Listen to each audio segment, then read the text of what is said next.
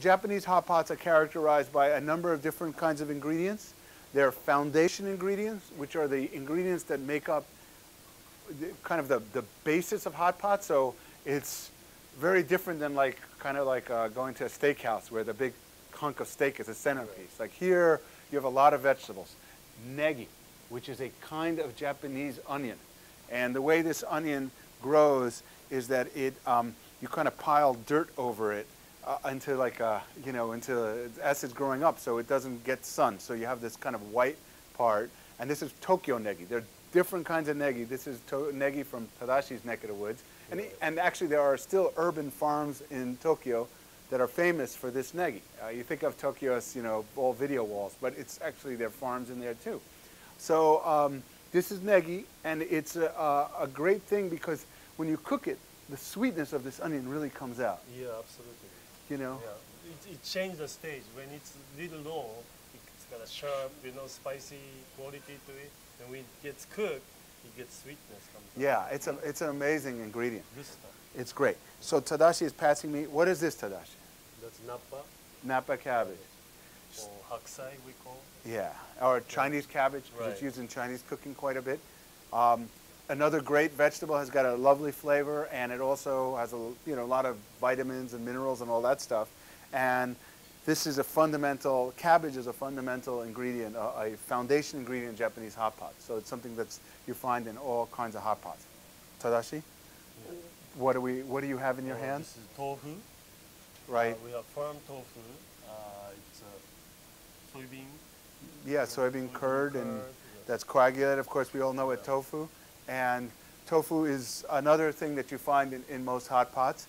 And then, you can find carrots, onions, sometimes scallions. You'll see how we use scallions. And then greens like spinach, or another green. And Tadashi, maybe you can pick up the other green that we have today. Yeah, this is something that's maybe not familiar to everybody. It's called shungiku, and it is a kind of leaf from the chrysanthemum flower, a type of chrysanthemum. And it has its own unique flavor, and you guys are going to taste it later. And it's just wonderful. I mean, it's not arugula, but you know how arugula tastes like arugula? Shungiku tastes like shungiku. Once you taste it, it's like, oh, okay, that's what it is, right? And it's just a great green. And you can do a lot of things with it in Japanese cooking, but it's also a mainstay of hot pot cooking. It's really delicious. Okay, so those are foundation ingredients. And then we have seasoning ingredients. So we have things like miso, okay? Miso is just an unbelievable, to me, a fascinating ingredient that is a fermented soybeans, rice, and salt, or soybeans, mugi, I can never remember in English. Barley. Barley and salt, or just soybeans and salt. And you, right, just rice. Oh, right. Very lightly fermented. So there are many kinds of miso. It's kind of as varied as wine in a lot of ways. It has a terroir, different makers, different regionalities. And the common thread of miso is that it's fermented with this mold called koji, which you find in a lot of different Japanese fermented ingredients. And it kind of sits in a barrel for as little as a week or as long as a few years, and different miso, and it just develops incredible flavor. And that flavor is what we hear this word umami a lot in Japanese cooking. And this umami are it's when foods start to break down or ferment or cure, like a good piece of Parmesan cheese has a certain savoriness to it, right? Because Parmesan cheese is pressed and aged, and then the milk and the kind of the proteins start to break down, and when all that stuff happens, it's releasing these flavor compounds. And those are umami compounds. So in Japanese cooking, actually, I think Japanese cooking has brought this to the highest art in terms of umami and getting this kind of real mouth-watering savoriness in your cooking. And that's a hallmark of Japanese cooking. It's not that mysterious, it just exists within, especially within the seasonings. So you have seasonings, you have soy sauce. There are a couple of different kinds of soy sauce. We're using a soy sauce called usukuchi shoyu. And It is a soy sauce that's a traditional soy sauce of like the Osaka and Kyoto area, and it has, it's not fermented very long, and it has a higher salt content than, and it's lighter in color. So tell me a little bit about that shoyu, Well, usukuchi. Usukuchi, because the color is light, so it shows the ingredients better. Okay. Instead of very dark, color. And also, flavor is a little subtle too. So it brings out the natural flavor of ingredients itself. So that's, for more refined cooking. Cool.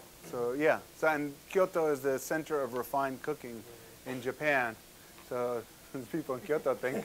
I'm not from Kyoto. Right. Tadashi has a different idea. I like dark soy sauce. Right.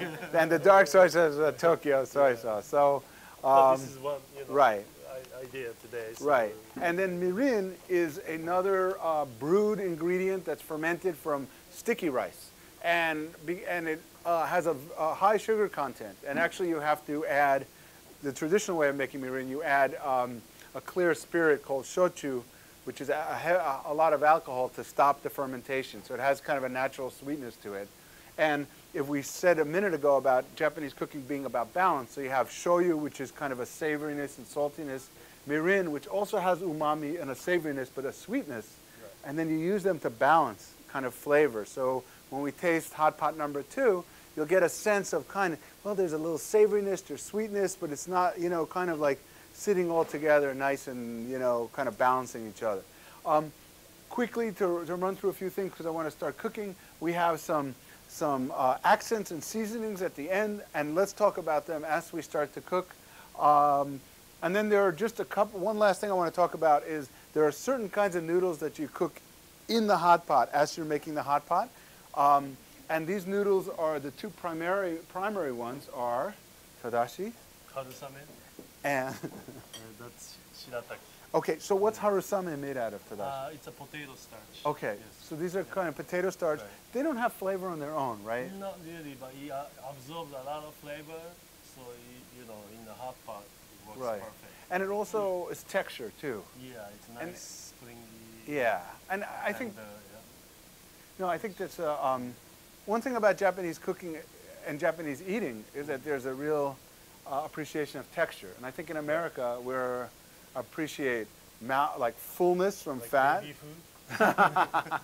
Right. We appreciate kind of like I think like a fat feel, like a richness, right. and crispiness, like potato chips. We like potato chips, but there are other things like there are all these different kind of mouth feels and textures right. in Japanese cooking. Right.